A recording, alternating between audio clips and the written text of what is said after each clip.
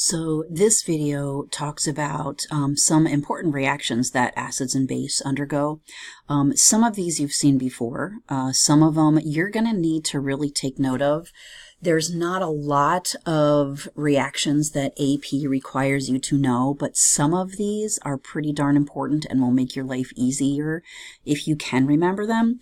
My expectation is that some of the big ones you need to know. So let's take a look. So one of the most common reactions is that of acids with metals. And we get some sort of gas being formed when you react a metal with acid. Excuse me. You've seen this kind of reaction plenty. HCl reacting with an acid is going to produce hydrogen gas, and whatever the metal chloride ion or solution is going to be. You can have other sorts of gases produced when you have metals reacting with acids. For example, copper with nitric acid will produce nitrogen monoxide gas, which is something that's pretty nasty and dangerous, and so you want to do that in a fume hood with the doors closed. So just some examples. Metals will react with acids to produce some kind of gas. This one is definitely one that you want to remember.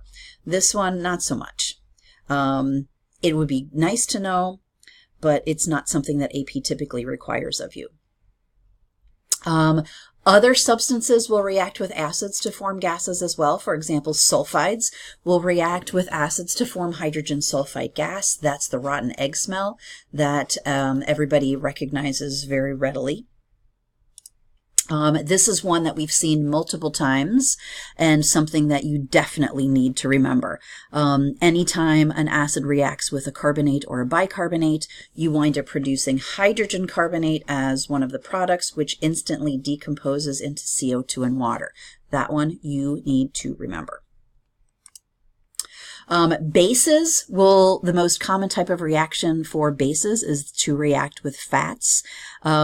If you put a base, even if you spill a base on your fingers, the fats and oils on your finger will react with that base and produce a crude type of soap. So you wind up with, a fat is typically a triglyceride. So here's the glycerin molecule bonded to 3 fatty acids. And so you wind up with glycerol after the reaction, as well as 3 very simple crude soap molecules from the 3 fatty acids that were bonded to the glycerin. Probably the biggest, most important reaction of acids and bases, the neutralization reaction, the two of them reacting with each other. You always wind up producing some sort of salt and water.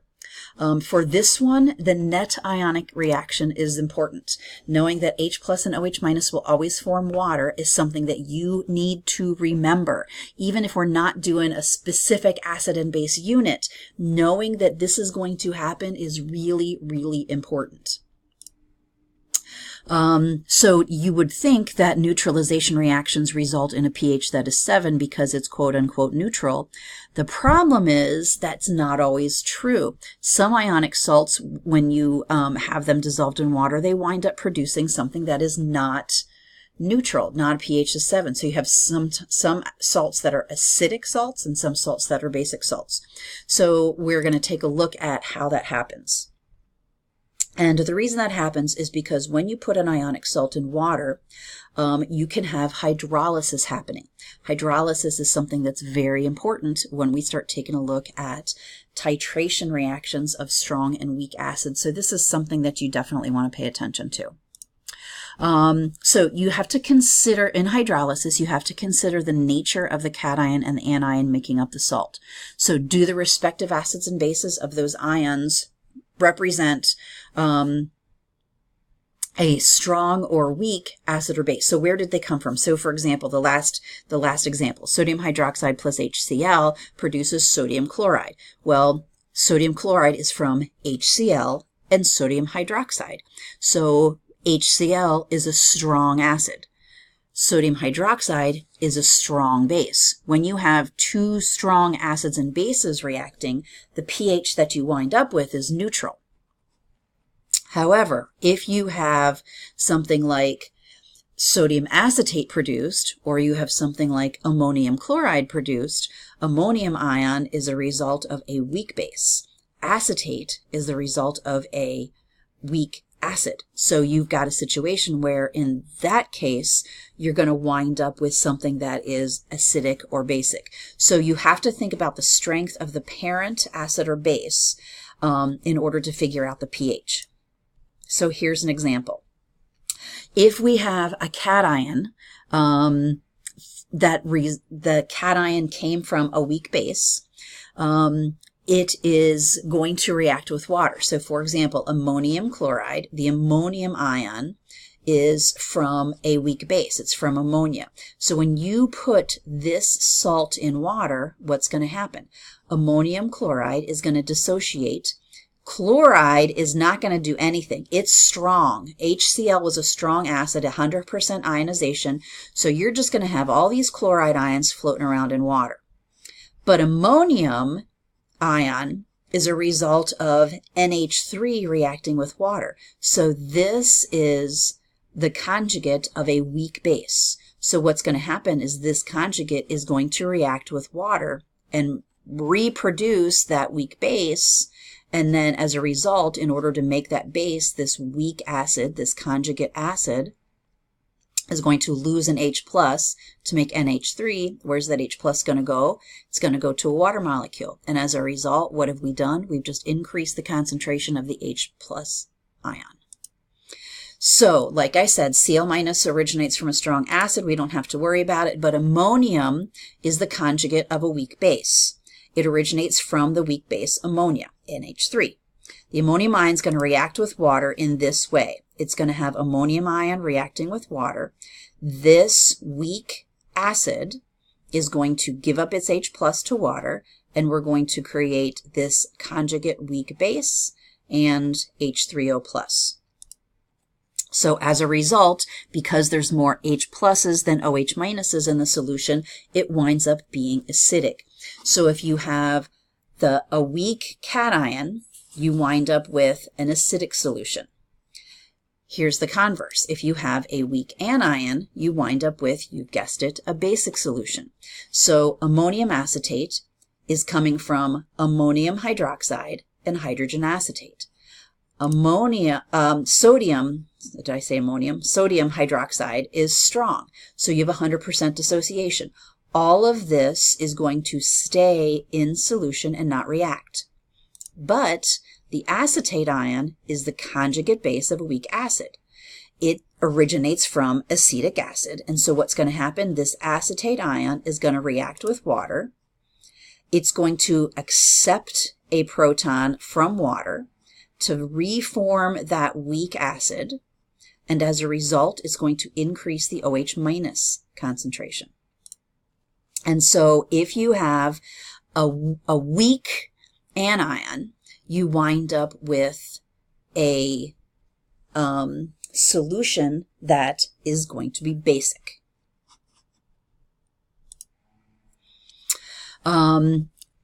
If you have a situation where you have an amphiprotic ion, meaning that it can act as both an acid or a base, you've got to think about the Ka and the Kb of those two.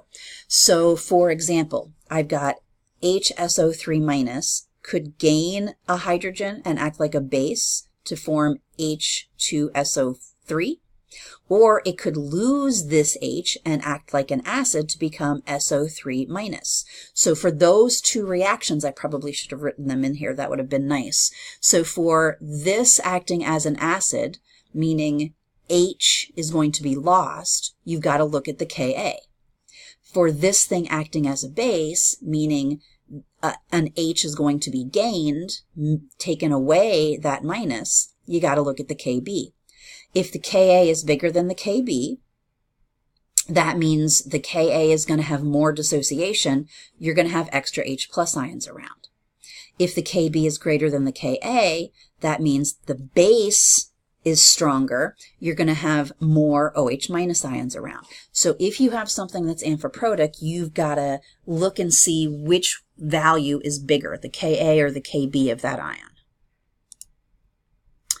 ion. Metal ions will also react with water to change the pH. So not only do we have hydrolysis, but we have metal ions. So the ion, not the straight up metal itself, but the ion. You put a metal ion in water, and a lot of times it will react with that water and produce an acidic solution. So except for those ions that create strong bases, like sodium hydroxide and so forth, if you have weak ions in water, they will do something like this.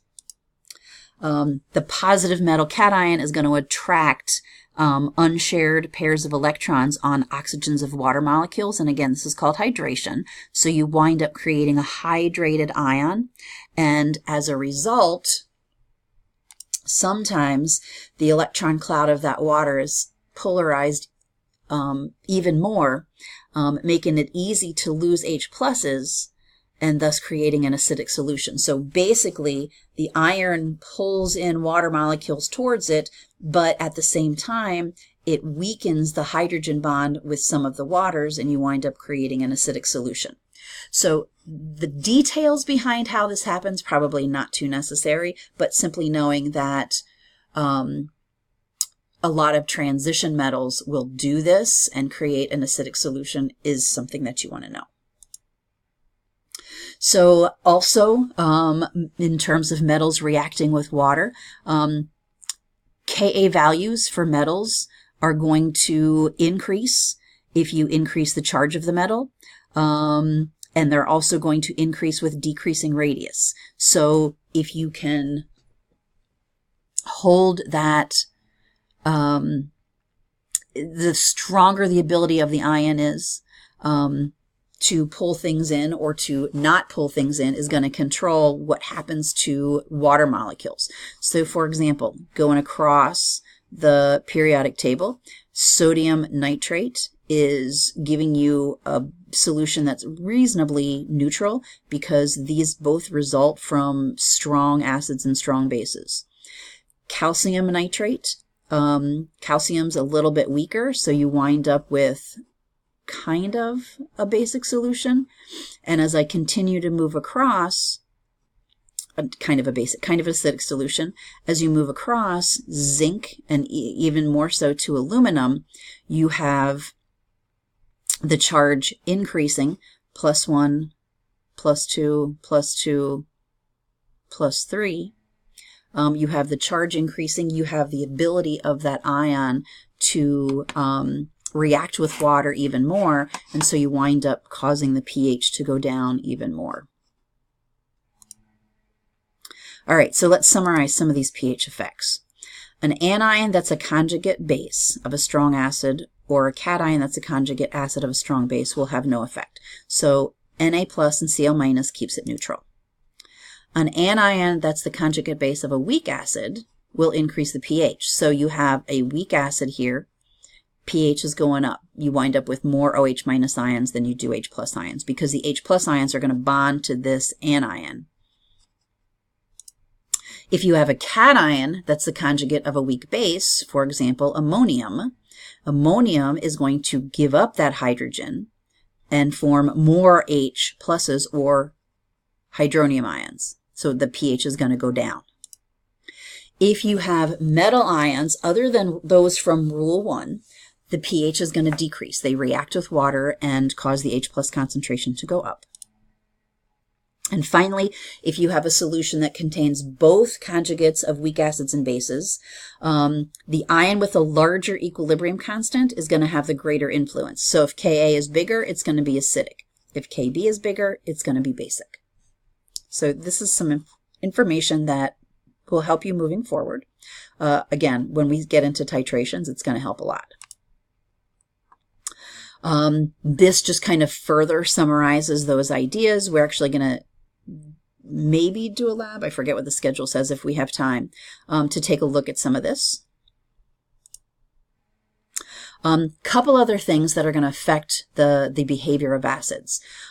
So the polarizability of that hydrogen anion bond is going to change things, but I'm seeing we're running out of time, so we're going to start this in part 2.